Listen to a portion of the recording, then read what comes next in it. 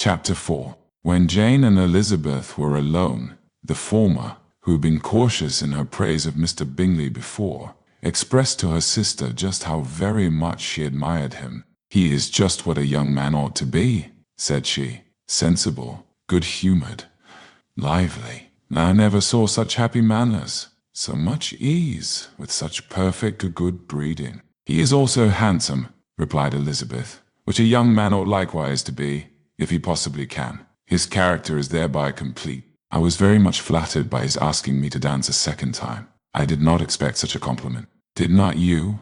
I did for you. But that is one great difference between us. Compliments always take you by surprise, and me, never. What could be more natural than his asking you again? He could not help seeing that you were about 5 times as pretty as every other woman in the room. No thanks to his gallantry for that. Well, he certainly is very agreeable, and I give you leave to like him. You have liked many a stupider person." "Dear Lizzie." "Oh, you are a great deal too apt, you know, to like people in general.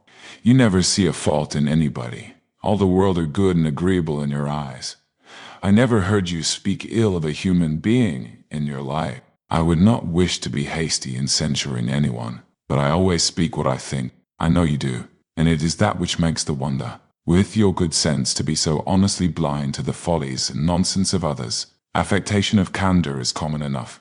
One meets with it everywhere. But to be candid without ostentation or design, to take the good of everybody's character and make it still better, and say nothing of the bad, belongs to you alone. And so you like this man's sisters too, do you? Their manners are not equal to his. Certainly not, at first, but they are very pleasing women when you converse with them. Miss Bingley is to live with her brother and keep his house, and I am much mistaken if we shall not find a very charming neighbour in her." Elizabeth listened in silence, but was not convinced. Their behaviour at the assembly had not been calculated to please in general, and with more quickness of observation and less pliancy of temper than her sister, and with a judgment too unassailed by any attention to herself, she was very little disposed to approve them. They were in fact very fine ladies, not deficient in good humour when they were pleased, nor in the power of making themselves agreeable when they chose it, but proud and conceited. They were rather handsome, had been educated in one of the first private seminaries in town, had a fortune of £20,000, were in the habit of spending more than they ought, and of associating with people of rank, and were therefore in every respect entitled to think well of themselves, and meanly of others. They were of a respectable family in the north of England, a circumstance more deeply impressed on their memories than that their brother's fortune and their own had been acquired by trade. Mr. Bingley inherited property to the amount of nearly £100,000 from his father, who had intended to purchase an estate, but did not live to do it. Mr. Bingley intended it likewise, and sometimes made choice of his county, but as he was now provided with a good house, and the liberty of a manor, it was doubtful to many of those who best knew the easiness of his temper, whether he might not spend the remainder of his days at Netherfield, and leave the next generation to purchase. His sisters were anxious for his having an estate of his own, but, though he was now only established as a tenant, Miss Bingley was by no means unwilling to preside at his table, nor was Mrs. Hurst, who had married a man of more fashion than fortune, less disposed to consider his house as her home when it suited her. Mr. Bingley had not been of age 2 years, when he was tempted by an accidental recommendation to look at Netherfield House. He did look at it, and into it for half an hour, was pleased with the situation and the principal rooms, satisfied with what the owner said in its praise, and took it immediately. Between him and Darcy there was a very steady friendship, in spite of great opposition of character. Bingley was endeared to Darcy by the easiness, openness, and ductility of his temper, though no disposition could offer a greater contrast to his own, and though with his own he never appeared dissatisfied. On the strength of Darcy's regard, Bingley had the firmest reliance, and of his judgment the highest opinion. In understanding, Darcy was the superior. Bingley was by no means deficient, but Darcy was clever. He was at the same time haughty, reserved, and fastidious, and his manners, though well-bred, were not inviting. In that respect, his friend had greatly the advantage. Bingley was sure of being liked wherever he appeared. Darcy was continually giving offence. The manner in which they spoke of the Meryton assembly was sufficiently characteristic. Bingley had never met with more pleasant people, or prettier girls in his life. Everybody had been most kind and attentive to him. There had been no formality, no stiffness. He had soon felt acquainted with all the room, and as to Miss Bennet, he could not conceive an angel more beautiful. Darcy, on the contrary, had seen a collection of people in whom there was little beauty and no fashion, for many of whom he had felt a dislike, and from none had received either attention or pleasure. Miss Bennet he acknowledged to be pretty, but she smiled too much. Mrs. Hurst and her sister allowed it to be so, but still they admired her and liked her, and pronounced her to be a sweet girl, and one whom they would not object to know more of. Miss Bennet was therefore established as a sweet girl, and their brother felt authorized by such commendation to think of her as he chose. Chapter 5. Within a short walk of Longbourn lived a family with whom the Bennets were particularly intimate. Sir William Lucas had been formerly in trade in Meryton, where he had made a tolerable fortune, and risen to the honour of knighthood by an address to the king during his mayoralty. The distinction had perhaps been felt too strongly. It had given him a disgust to his business, and to his residence in a small market town, and, quitting them both, he had removed with his family to a house about a mile from Meryton, denominated from that period Lucas Lodge, where he could think with pleasure of his own importance, and, unshackled by business, occupy himself solely in being civil to all the world. For, though elated by his rank, it did not render him supercilious. On the contrary, he was all attention to everybody. By nature, inoffensive, friendly, and obliging, his presentation at St. James's had made him courteous. Lady Lucas was a very good kind of woman, not too clever to be a valuable neighbour to Mrs. Bennet. They had several children. The eldest of them, a sensible, intelligent young woman, about 27, was Elizabeth's intimate friend. That the Miss Lucases and the Miss Bennets should meet to talk over a ball was absolutely necessary, and the morning after the assembly brought the former to Longbourn to hear and to communicate. "You began the evening well, Charlotte," said Mrs. Bennet, with civil self-command, to Miss Lucas. "You were Mr. Bingley's first choice." "Yes, but he seemed to like his second better."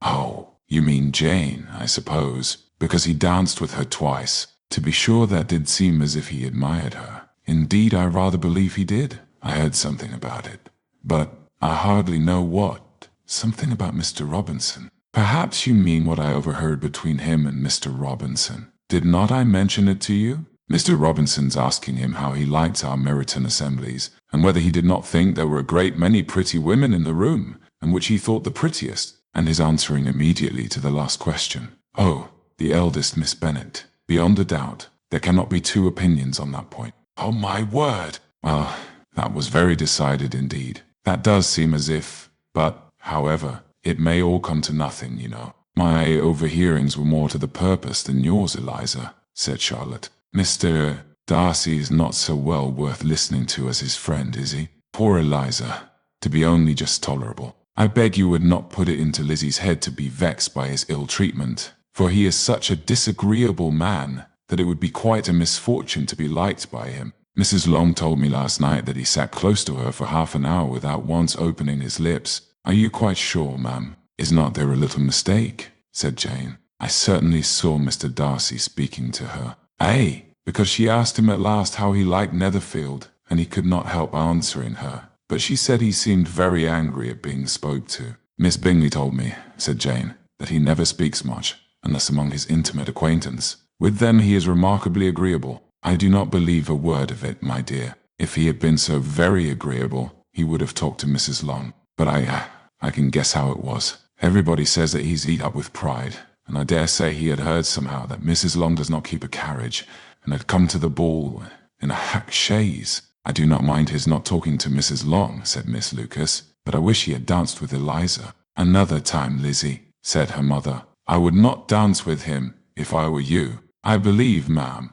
I may safely promise you never to dance with him." "His pride," said Miss Lucas, "does not offend me so much as pride often does, because there is an excuse for it. One cannot wonder that so very fine a young man, with family, fortune, everything in his favour, should think highly of himself. If I may so express it, he has a right to be proud." "That is very true," replied Elizabeth, "and I could easily forgive his pride if he had not mortified mine." Pride, observed Mary, who piqued herself upon the solidity of her reflections, is a very common failing, I believe. By all that I have ever read, I am convinced that it is very common indeed, that human nature is particularly prone to it, and that there are very few of us who do not cherish a feeling of self-complacency on the score of some quality or other, real or imaginary. Vanity and pride are different things, though the words are often used synonymously. A person may be proud without being vain. Pride relates more to our opinion of ourselves,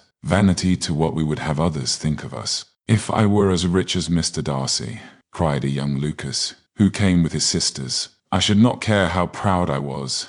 I would keep a pack of foxhounds and drink a bottle of wine every day." "Then you would drink a great deal more than you ought," said Mrs. Bennet, "and if I were to see you at it, I should take away your bottle directly." The boy protested that she should not. She continued to declare that she would, and the argument ended only with the visit. Chapter 6. The ladies of Longbourn soon waited on those of Netherfield. The visit was returned in due form. Miss Bennet's pleasing manners grew on the goodwill of Mrs. Hurst and Miss Bingley, and though the mother was found to be intolerable, and the younger sisters not worth speaking to, a wish of being better acquainted with them was expressed towards the two eldest. By Jane, this attention was received with the greatest pleasure, but Elizabeth still saw superciliousness in their treatment of everybody, hardly excepting even her sister, and could not like them, though their kindness to Jane, such as it was, had a value as arising in all probability from the influence of their brother's admiration. It was generally evident whenever they met that he did admire her, and to her it was equally evident that Jane was yielding to the preference which she had begun to entertain for him from the first, and was in a way to be very much in love. But she considered with pleasure that it was not likely to be discovered by the world in general, since Jane united, with great strength of feeling, a composure of temper and a uniform cheerfulness of manner, which would guard her from the suspicions of the impertinent. She mentioned this to her friend Miss Lucas. "It may perhaps be pleasant," replied Charlotte, "to be able to impose on the public in such a case, but it is sometimes a disadvantage to be so very guarded. If a woman conceals her affection with the same skill from the object of it, she may lose the opportunity of fixing him, and it will then be but poor consolation to believe the world equally in the dark. There is so much of gratitude or vanity in almost every attachment, that it is not safe to leave any to itself. We can all begin freely. A slight preference is natural enough, but there are very few of us who have heart enough to be really in love without encouragement. In 9 cases out of 10, a woman had better show more affection than she feels. Bingley likes your sister undoubtedly, but he may never do more than like her if she does not help him on. But she does help him on, as much as her nature will allow. If I can perceive her regard for him, he must be a simpleton, indeed, not to discover it too.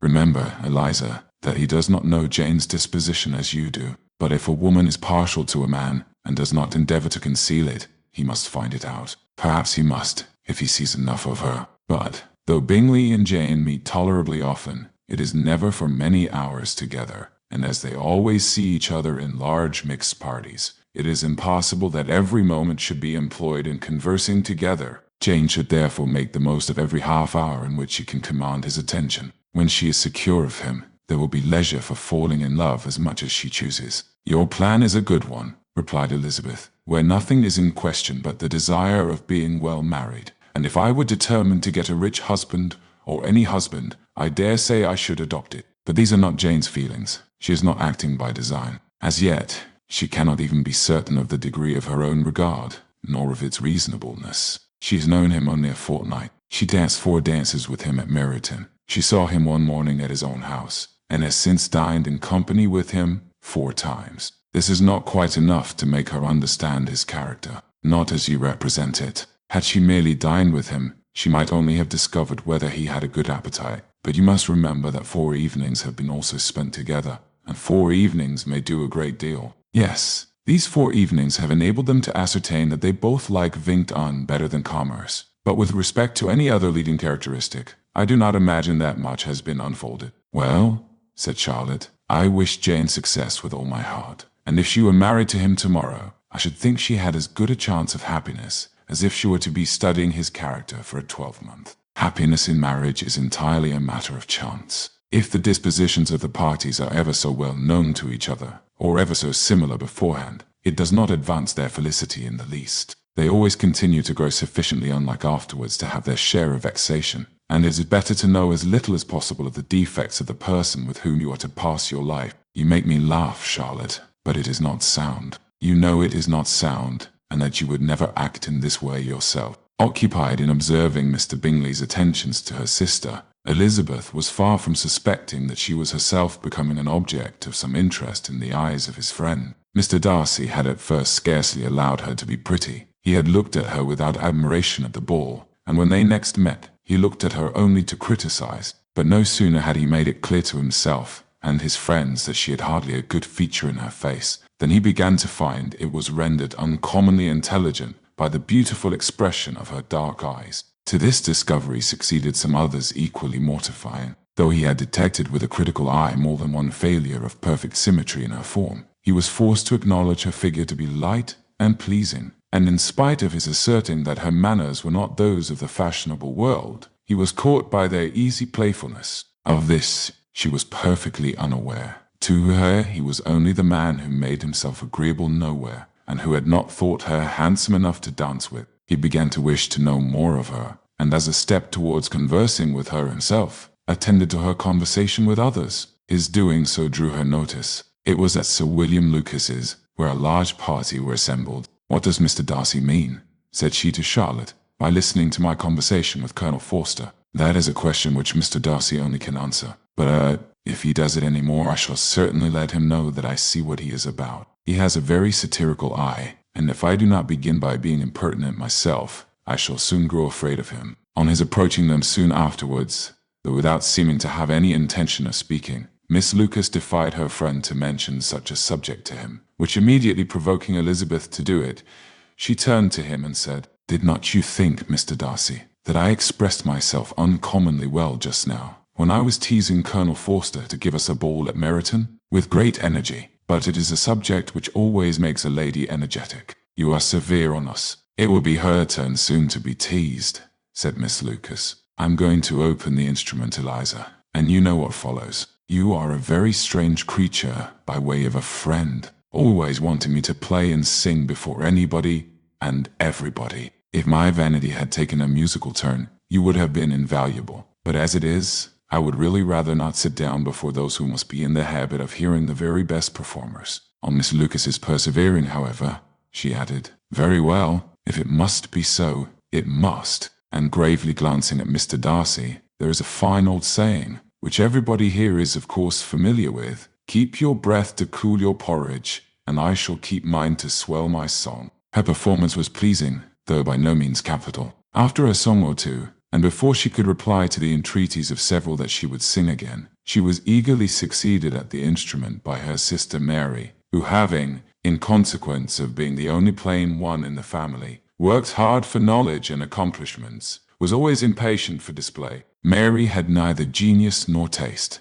and though vanity had given her application, it had given her likewise a pedantic air and conceited manner, which would have injured a higher degree of excellence than she had reached. Elizabeth, easy and unaffected, had been listened to with much more pleasure, though not playing half so well, and Mary, at the end of a long concerto, was glad to purchase praise and gratitude by Scotch and Irish airs, at the request of her younger sisters, who, with some of the Lucases and 2 or 3 officers, joined eagerly in dancing at one end of the room. Mr. Darcy stood near them in silent indignation at such a mode of passing the evening, to the exclusion of all conversation, and was too much engrossed by his own thoughts to perceive that Sir William Lucas was his neighbour, till Sir William thus began. "What a charming amusement for young people this is, Mr. Darcy. There is nothing like dancing after all. I consider it as one of the first refinements of polished societies." "Certainly, sir, and it has the advantage also of being in vogue amongst the less polished societies of the world.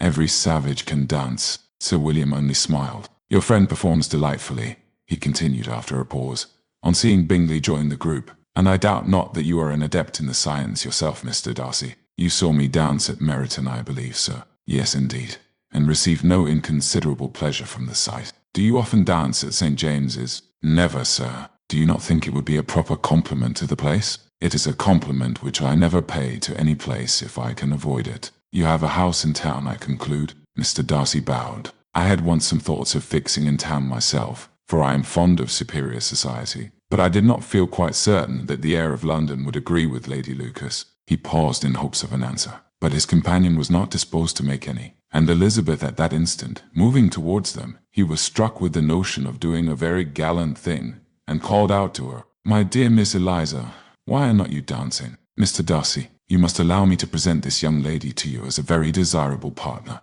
You cannot refuse to dance, I'm sure, when so much beauty is before you." And, taking her hand, he would have given it to Mr. Darcy, who, though extremely surprised, was not unwilling to receive it, when she instantly drew back, and said with some discomposure to Sir William, "Indeed, sir, I have not the least intention of dancing. I entreat you not to suppose that I move this way in order to beg for a partner." Mr. Darcy, with grave propriety, requested to be allowed the honour of her hand, but in vain. Elizabeth was determined, nor did Sir William at all shake her purpose by his attempt at persuasion. "You excel so much in the dance, Miss Eliza, that it is cruel to deny me the happiness of seeing you, and though this gentleman dislikes the amusement in general, he can have no objection, I am sure, to oblige us for 1/2 hour." "Mr. Darcy is all politeness," said Elizabeth, smiling. "He is indeed, but considering the inducement, my dear Miss Eliza, we cannot wonder at his complaisance, for who would object to such a partner?" Elizabeth looked archly, and turned away. Her resistance had not injured her with the gentleman, and he was thinking of her with some complacency, when thus accosted by Miss Bingley. "I can guess the subject of your reverie. I should imagine not. You are considering how insupportable it would be to pass many evenings in this manner, in such society, and indeed, I am quite of your opinion. I was never more annoyed. The insipidity, and yet the noise, the nothingness, and yet the self-importance of all these people. What would I give to hear your strictures on them? Your conjecture is totally wrong, I assure you." My mind was more agreeably engaged. I have been meditating on the very great pleasure which a pair of fine eyes in the face of a pretty woman can bestow. Miss Bingley immediately fixed her eyes on his face, and desired he would tell her what lady had the credit of inspiring such reflections. Mr. Darcy replied with great intrepidity, "Miss Elizabeth Bennet." "Miss Elizabeth Bennet," repeated Miss Bingley. "I am all astonishment. How long has she been such a favourite? And pray, when am I to wish you joy?" "That is exactly the question which I expected you to ask. A lady's imagination is very rapid. It jumps from admiration to love, from love to matrimony, in a moment. I knew you would be wishing me joy. Nay, if you are so serious about it, I shall consider the matter as absolutely settled. You will have a charming mother-in-law indeed, and of course, she will be always at Pemberley with you." He listened to her with perfect indifference while she chose to entertain herself in this manner, and as his composure convinced her that all was safe, her wit flowed long,